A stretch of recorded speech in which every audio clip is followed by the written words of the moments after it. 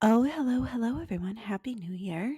I hope that you had the most wonderful, I don't know, December season, Christmas, Hanukkah, all the things, bunch of holidays. And now we are into the new year. So welcome. Welcome to 2026. So I just want to share this with you. So last week I did a 2-part workshop called The Astonishing Power of Directional Focus.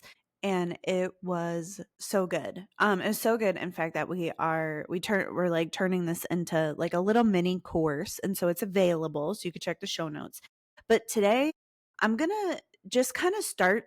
I'm gonna give you like the high level, the quick and dirty. And so you'll learn some things. And if you want to go deep, if you want the in-depth, all of the information, you can check out the course, The Astonishing Power of Directional Focus. All right. So this started because oftentimes when I'm working with clients, they're really looking to create something new, right? And so there's this new reality that they want. They want, more money, easier work, more time with their kids, more whatever. And oftentimes, obviously, we're working on creating something new. So that means they're not where they want to be just yet. And this is the place where directional focus becomes really, really important. Because what I noticed is that when people are where they are and they know where they're going, and they direct their attention in the direction of where they're going, and they're directing their intention, right? So intention is what kind of like codes the energy. It's like you're setting an outcome that you want, and attention helps to move us there. The words that we use go in the direction of where we're going. The actions that we're taking are going in the directions that we're going. Even our emotional state is moving us closer to that desired state that matches. That's directional focus. And when our intention, attention, words, emotions, actions are all moving together to the same one point direction, holy shit, stuff happens fast. Things happen fast. That's like when you listen to manifestation teachers talking about collapsing time and doing all these things at hyper speed and XYZ. It's because we're not wasting energy, where all the parts of us are moving in one direction at one time. And most people, this is super, super difficult. And so most people will be on their path toward what they want, and they'll be turning around and looking back at what they're leaving. Or they'll, instead of having their focus on the intention for what they want, they'll be focused on what they don't want. Which creates a lot of fear, a lot of doubt. I'll hear people speaking doubt into their plans. Sometimes I'll even hear people speaking doubt into their actions. I'm going to do this launch, but I don't think it's going to work. So that's a way to, go back and forth with your words, right? So I'm going to do this launch, but I don't think it's going to work. So that's one step forward, honestly, 2 steps back. And so this is the place where when you don't have directional focus, creation feels exhausting because you're taking a ton of either mental, even just mental actions, like thoughts are going in one direction, thoughts going in the opposite directions, words going in one and then in the opposite direction. That kind of thing, it gets exhausting, especially if you're taking actual practical actions, because a lot of times what ends up happening is you're taking actions towards what you do want, and then all of a sudden you're taking actions towards what you don't want or what you're afraid will happen, or trying to avoid the thing that's happening. And so what's interesting to me is that now I've been coaching people for a long time. I think I've been at this for more than a decade. And when I'm listening to people's words, I can see really, really clearly how their attention is moving. I can watch their attention either going in one direction or going in the opposite direction, or walking around in a little circle kind of spinning. And it's wild because when you hear clarity coming out of somebody's mouth, you can tell that they're going to get to their goals. So anyways, if I'm talking to you, then you know that I'm talking to you. So anyways, let's talk about this. So the first place that I want to really mention about setting the intention, right? So intention, most of the time people have split intentions. They have an intention for what they do want, and it's either based on what they don't want, which sometimes happens, or they have 2 intentions, one for what they do want and one for what they don't want, but they don't really realize that they'd set an intention for what they don't want. So the way that our subconscious mind works is once you have really like a clear picture of something that you're pouring energy into, it's more or less an intention. You can set an intention real on purpose, but you can also just have unintentional intentions. This is weird, but that's the truth.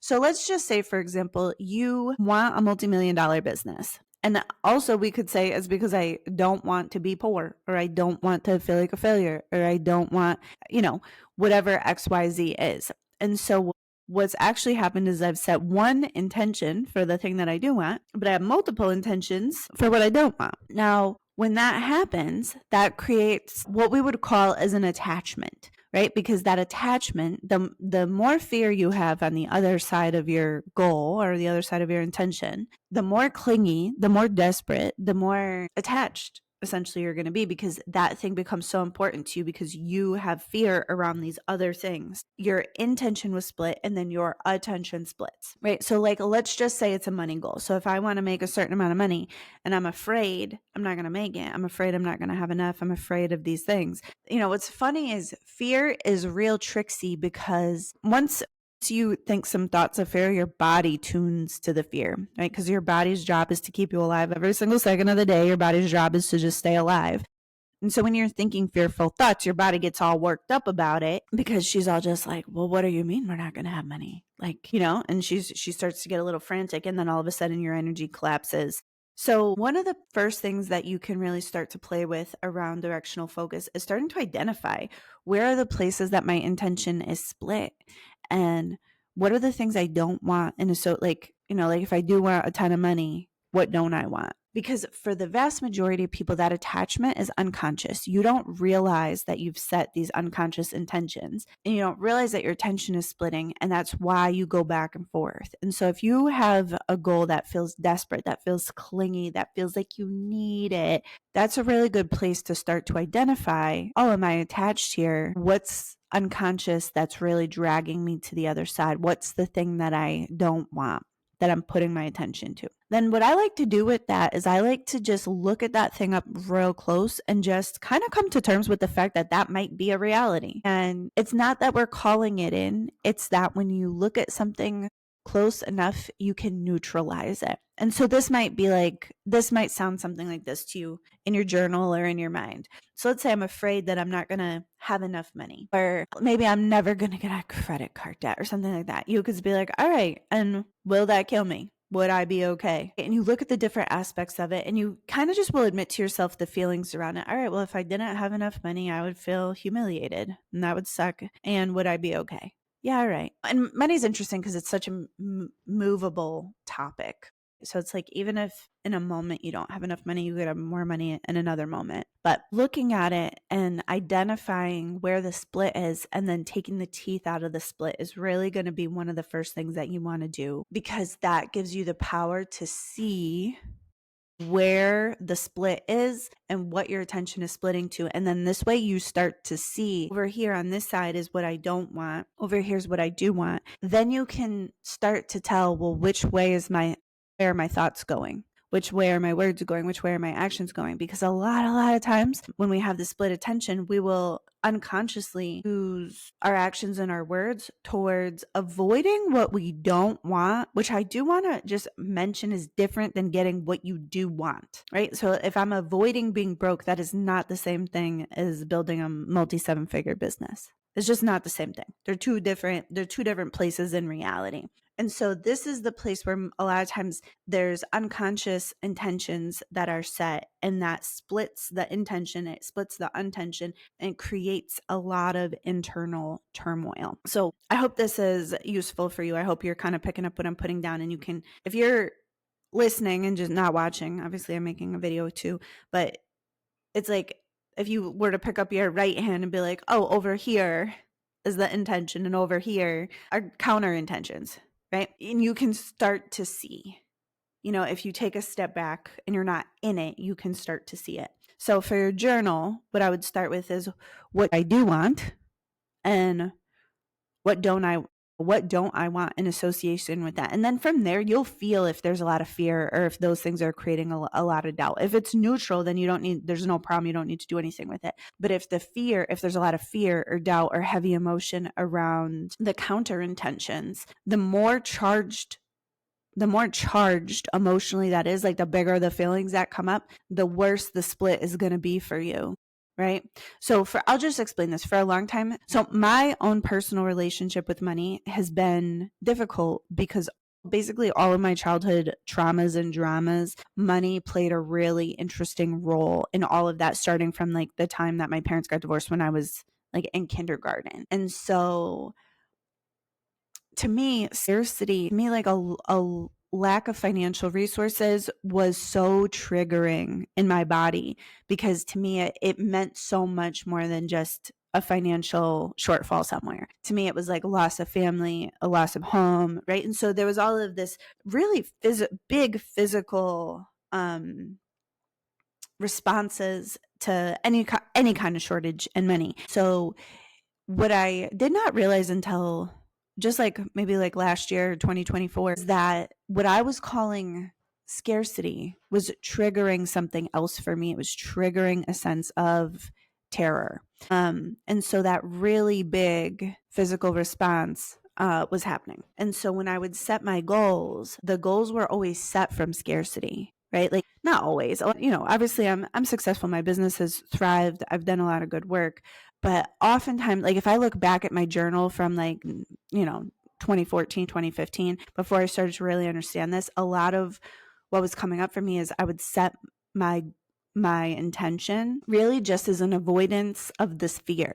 It wasn't really what I wanted. It was what I wanted to avoid. And what would end up happening is that fear always had its claws in me. And so my intention would wobble back and forth between serving and loving people and teaching all this cool stuff and just avoiding this scarcity, avoiding this problem. Dude, it's just so exhausting. Over the years, I've really figured this out. And I'll tell you, I don't know, I remember when I was like earlier on my understanding of metaphysics and how in the energetics and I guess more like spiritual aspects of business.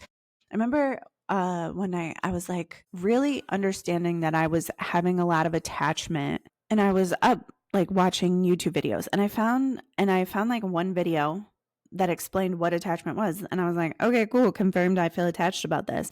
But I found nothing about like actually kind of breaking through. And I don't know, like I just feel like sometimes in these more energetic and spiritual understandings of things, there's my opinion, not a ton of like practical, useful, like application kind of talks out there. It's a lot of theory, and that's fine because you have to understand the theory to understand what you're doing around breaking these sorts of things.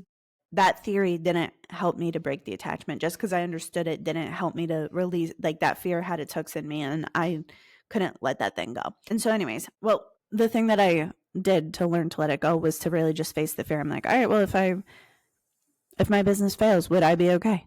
If I can't do this, would I be okay? If I had to lay people off, would I be okay? And when I was like, oh yeah, I'd be okay, then the fear just didn't sting. It wasn't a distraction. Like when I could just see that those possibilities were available. And when I looked at them and I was like, all right, well, if this happens, that would suck. That would suck, but also I'd be fine. That helped me to start to get control of the focus.